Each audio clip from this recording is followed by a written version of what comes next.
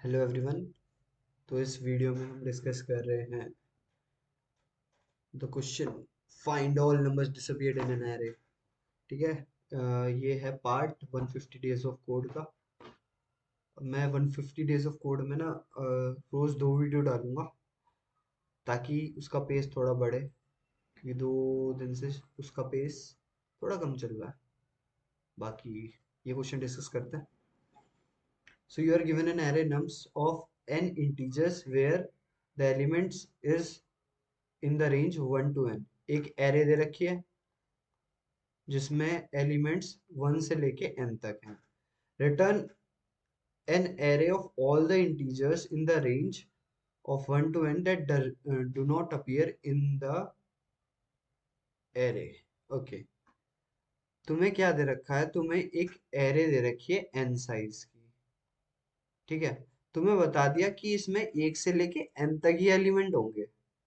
n size की है तो let suppose n equals to 5 ले लिया। ठीक है।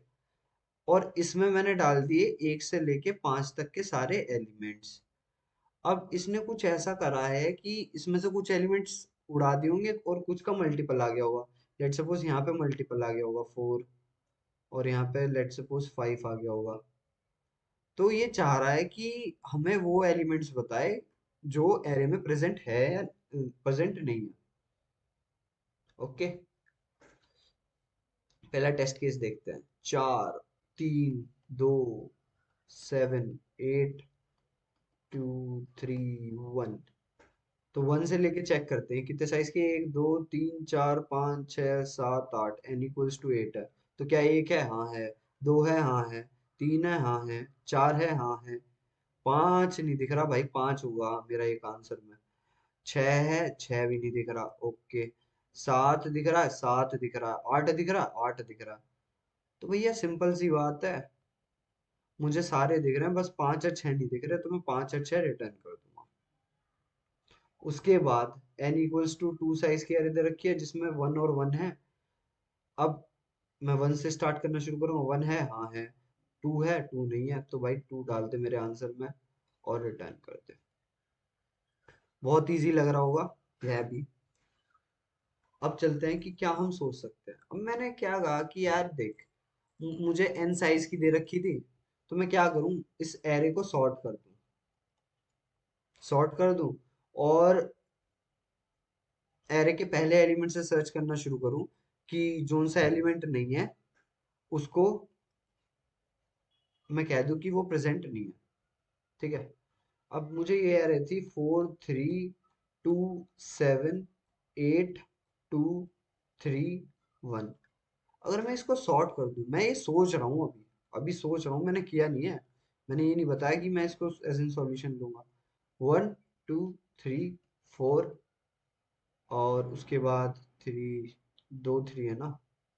3 4, 4 के बाद कितना? 5 6 नहीं है। 7, 2 2 हैं, तो यहाँ पे एक और 2 और यहाँ पे एक, तो एक हो गया। दोनों 2 हो गए, दोनों 2 हो गए, दोनों 3 हो गए, एक 4 हो गया, 7 हो गया और 8 हो गया। तो ये सॉर्ट करके आ रखा होगा। तो मैं यहाँ से सर्च करना शुरू करूंगा कि एक है? हाँ है। 2 है? हाँ है। अब नेक्स्ट भी मुझे 2 मिल गया। ओके। अगर मैं देखूं तो सॉर्ट करके मुझे फिर उसके बाद भी ना चेक करना पड़ रहा है कि क्या कहते हैं। देख, यहाँ पे 3 होना चाहिए था बट 2 डुप्लीकेट है। तो मैं ये वो कर सकता हूँ, अगर सोच सकता हूँ, अगर बिना कोई कंप्यूटेशन करे, कि क्या पता 3 ना हो, बट 3 तो आगे है। तो सॉर्टिंग से मेरा ऐसा कोई फायदा नहीं हो रहा। तो सॉर्टिंग को तो मैं हटा दे रहा हूँ अभी के लिए, कि सॉर्टिंग से डायरेक्ट मेरा कोई फायदा हो नहीं रहा। मैं क्या हूँ कि मैं एक सेट बना लूँ क्या? मैंने कहा ओके, सेट बनाने से क्या, सेट बना लूं इन सब एलिमेंट्स का और काउंटिंग शुरू करूं 1 से लेके n तक की, और जो नंबर नहीं होगा मेरे सेट में, मैं उसको कह दूंगा कि भाई ये वाला है नहीं, तो इसको एरे में डाल दो। मैं कहा बात तो तू सही कह रहा है वैसे। तो ना अनऑर्डर्ड सेट बना लेता हूँ मैं। अब अनऑर्डर्ड सेट में ना थोड़ी टाइम कॉम्प्लेक्सिटी हमारी कम लगती है। मैंने क्या करा, 1 और 2, 2, 3, 3, 4, 7 और 8, इस ये वाली जो एरे थी इसका सेट बना लिया। सेट बना लिया तो सेट में मेरा 1 होगा, 2 होगा, 3 होगा, 4 होगा, 7 होगा, 8 होगा, ये मेरा सेट है। अब मैं एक लूप चलाऊंगा जो चलेगा मेरा 1 से लेके n तक। मैं हर बार क्या चेक करूंगा कि क्या मेरे सेट में, ये s नाम दे दिया मैंने, क्या मेरे सेट में ये पर्टिकुलर एलिमेंट है या नहीं। अगर मुझे मिल जाता है, ये एक तरीका है सी प्लस प्लस में लिखने का, मैं बस इसी वजह से लिख रहा हूँ। अगर है, अगर सेट में ये नंबर प्रेजेंट है तो कोई दिक्कत नहीं है। एल्स, एल्स तो ये नॉट इक्वल्स टू, ये हटा देता हूँ, तो ये वाली मेरी कंडीशन होगी कि इसमें है नहीं। अब है नहीं तो भाई मेरे आंसर में ये वाला पुश कर दो, आंसर में ना ये वाला पुश कर दो कि ये वाला आई मेरे आंसर में, मेरी एरे में है नहीं। ठीक है, सेट में डाल दिया, उसके बाद हम चेक कर रहे हैं कि क्या ये वाला एलिमेंट है या नहीं, नहीं है तो मैंने उसको बाहर कर दिया, मतलब आंसर में पुश कर दिया। मैं एक बार इसको करके देखता हूँ। मैंने एक अनऑर्डर्ड, यहाँ भी टाइप हो रहा है, मैंने एक अनऑर्डर्ड सेट लिया of integer because elements in my array are integers. तो अनऑर्डर्ड सेट मैंने क्या किया, इसको मुझे बेसिकली एरे से इनिशियलाइज करना है, तो मैंने क्या कर दिया, डायरेक्टली एक तरीका होता है कि मैं एरे से पूरा सेट बना दूंगा, एक एरे से पूरा एक सेट बना दिया मैंने, तो मुझे लूप करने की जरूरत नहीं पड़ेगी इस एरे में। ओके, अब मैं क्या करूंगा, मैं एक नंबर लूंगा, एक लूप लूंगा जो 1 से लेके n तक चलेगा, जहां पे मेरा n क्या है, एरे में जितने एलिमेंट्स होंगे। ठीक है, और मैं चेक करूंगा कि क्या मेरा सेट में ये पर्टिकुलर एलिमेंट प्रेजेंट नहीं है ना, बता, नहीं है ना। अगर नहीं हो तो मैं एक आंसर बनाऊंगा, आंसर वेक्टर बनाऊंगा, मैं बेसिकली एरे, और उसमें पुश कर दूंगा ये पर्टिकुलर एलिमेंट, उसके बाद मैं रिटर्न कर दूंगा, इजी पीजी। मैंने बोला ठीक है, मैंने इसको रन करा,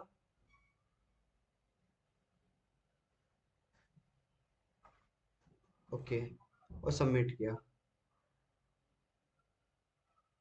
ओके, तो सारे टेस्ट केस चल गए हैं मेरे, टेस्ट केस तो चल गए हैं। अब ये बताओ कि ये सेट बनाने में मेरा टाइम कितना लगा। मैं कह रहा हूँ इस सेट को बनाने में मुझे पता है कितना टाइम लगा, एन लॉग एन टाइम। तुम कहोगे क्यों भाई, जब भी मेरी सेट में मैं आंसर स्टोर कराता हूँ ना, तो एक एलिमेंट स्टोर कराता हूँ तो मेरा log n टाइम कॉम्प्लेक्सिटी लगती है। और बिकॉज मैं एरे के ऊपर लूप कर रहा हूँ, ये एक शॉर्टकट मेथड है। हो क्या रहा है यहाँ पे कि मैं एरे के ऊपर लूप कर रहा हूँ और इस सेट में इंसर्ट करा रहूंगा। एरे में लूप करने में मेरी टाइम कॉम्प्लेक्सिटी कितनी लगी, एन, उसमें स्टोर करने की टाइम कॉम्प्लेक्सिटी कितनी लगी, लॉग एन। तो मेरी total time complexity N log N लग रही है, जो कि अगर मैं इसको सॉर्ट करता तो तब भी यही लगती। तो मैं कुछ और सोचता हूँ, मैं कुछ और सोचता हूँ, क्या क्या मैं किसी तरीके से इसकी टाइम कॉम्प्लेक्सिटी रिड्यूस कर दूँ।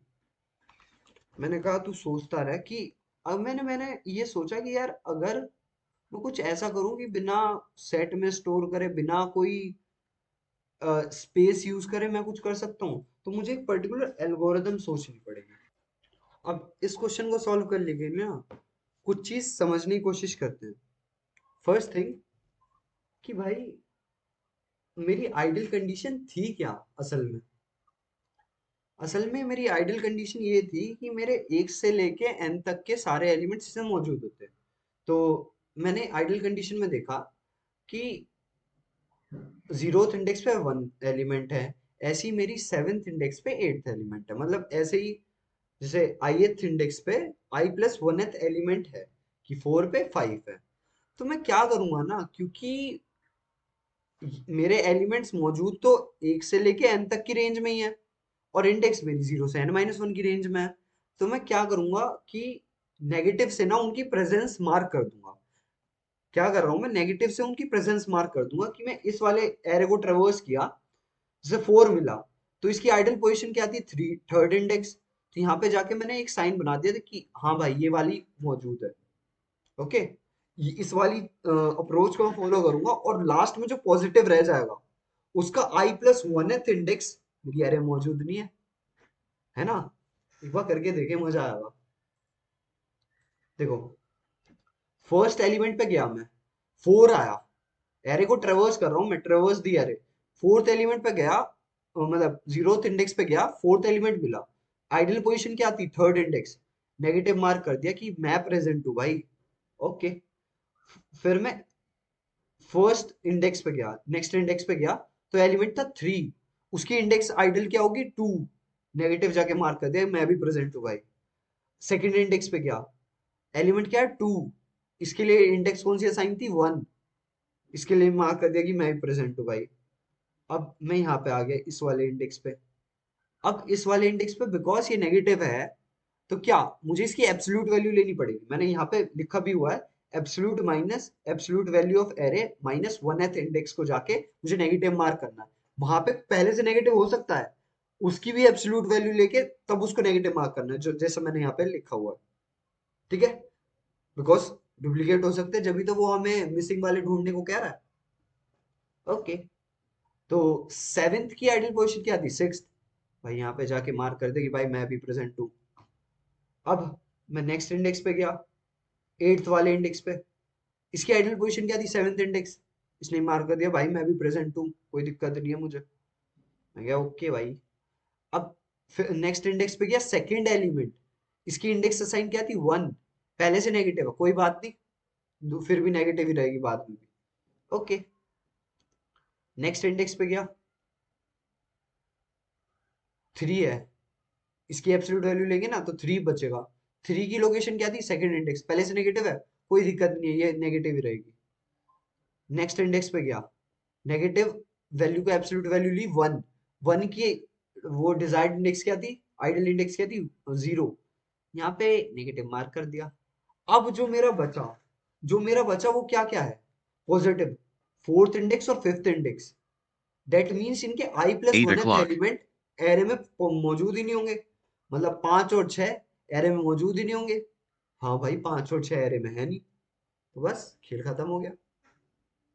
एक बार और करके दिखाऊं, मैंने क्या बोला, किसी भी एलिमेंट की आइडियल इंडेक्स क्या थी, कि वो आई, जैसे एलिमेंट 4 है तो वो थर्ड इंडेक्स में मौजूद हो, तो मैंने उनकी जाके ना उस इंडेक्स पे प्रेजेंट लगा दी, कि अगर 4 प्रेजेंट है तो थर्ड इंडेक्स पे जाके नेगेटिव लगा दिया मैंने, ऐसे ही अगर 8 प्रेजेंट है तो 7th इंडेक्स पे जाके नेगेटिव लगा दिया मैंने।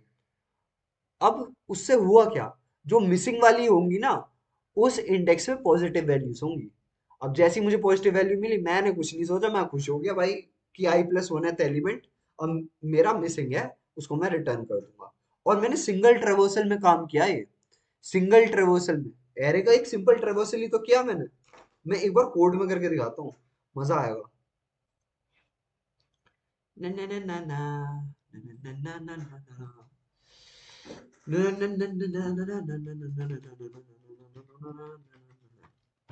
एरे का साइज n, हाँ वैसे जरूरत है मुझे, नहीं, फिर भी बना देते, चलो कोई दिक्कत नहीं है। वेरिएबल क्रिएशन में कौन सा हमारा टाइम और स्पेस लगता है। नम नम नम, अब मैं n लिखूंगा i प्लस प्लस, एक सिंगल ट्रेवर्सल। अब मैं क्या करूंगा, नम्स ऑफ, मैंने क्या बोला था, किसी पर्टिकुलर इंडेक्स पे जाऊंगा, उसकी एब्सोल्यूट मतलब जो एलिमेंट है, बिकॉज वो तो क्या हो सकता है, नेगेटिव हो सकता है ना, उसकी एब्सोल्यूट वैल्यू लूंगा, ले ली, उसमें से एक माइनस करूंगा, कर दिया, तो वो मेरी एक इंडेक्स होगी। ओके, उस पर्टिकुलर इंडेक्स पे जाके ना मैं उसको नेगेटिव मार्क कर दूंगा।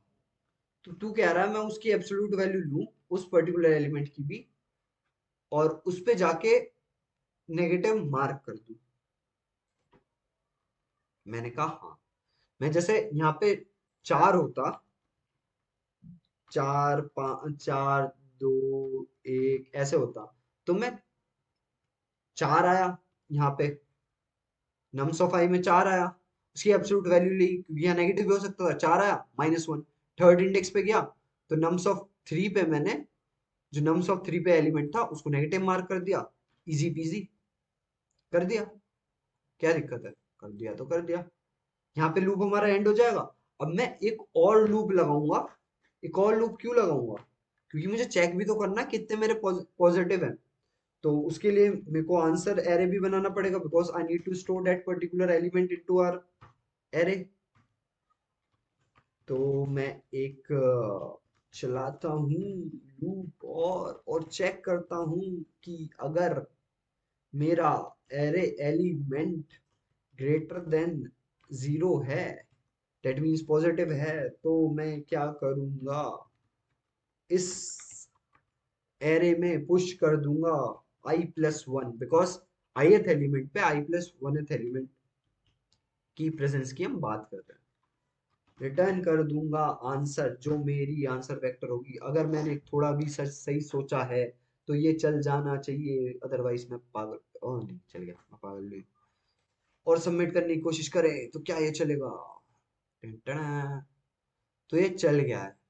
अब चल गया तो इसकी टाइम कॉम्प्लेक्सिटी की बात करते हैं, क्योंकि पहले में n log n आ रही थी। इसमें भाई मुझे एक लूप यहाँ लग रहा है जो कि ऑर्डर ऑफ n टाइम ले रहा है, एक लूप यहाँ लग रहा है जो कि ऑर्डर ऑफ n टाइम ले रहा है। दैट बेसिकली कंक्लूड मेरी टाइम कॉम्प्लेक्सिटी मेरी लग रही है order of n, order of n, क्योंकि 2n हम कांस्टेंट को नेग्लेक्ट कर देते हैं ना।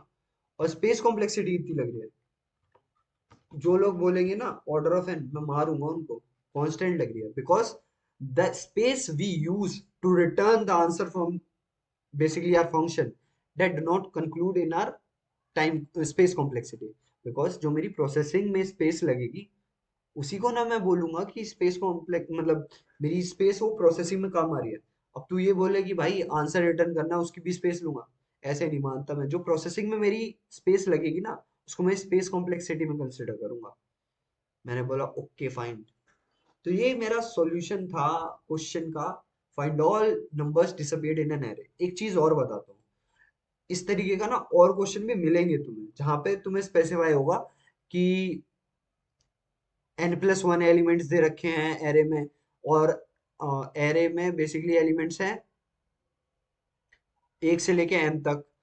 तो तुम उसमें कुछ मिसिंग और रिपीटिंग फाइंड करने होंगे। ऐसा क्वेश्चन जरूर आएगा, मैं तुम्हें बता रहा हूँ। फ्यूचर में शायद मैं डिस्कस करूंगा, ऐसा क्वेश्चन है। तो हम ना उस उन टाइप ऑफ क्वेश्चन पे इंडेक्स पे काम करते हैं। जैसे मैंने यहाँ पे इंडेक्स पे काम किया, एक पर्टिकुलर मतलब इंडेक्स पे जाके उसको नेगेटिव मार्क किया, ठीक है। ऐसे ही हम उस क्वेश्चन में इंडेक्स पे ही काम करेंगे। तो ये टाइप के क्वेश्चन ना काफी, मतलब जब पहली बार करते हैं ना तो सोचने में, जब मैंने इस तरह का पहली बार क्वेश्चन किया था ना कि find repeating and missing number in this particular array, तो मेरा दिमाग थोड़ा सा खराब हुआ था कि भाई क्या हो रहा है। पर मेरे को फिर समझ में आ गया कि अगर ये पैटर्न में दे रखा है ना तो इंडेक्स के बारे में सोचो, ठीक है, तो क्वेश्चन बन जाएगा। बाकी तो कोई दिक्कत ही नहीं है, हम मेहनत करते रहेंगे। और अब मिलते हैं नेक्स्ट वीडियो में। तब तक के लिए if you like the video तो तुम इसको लाइक कर सकते हो, you can subscribe to the channel and you can share it with your friends. तब तक के लिए टाटा।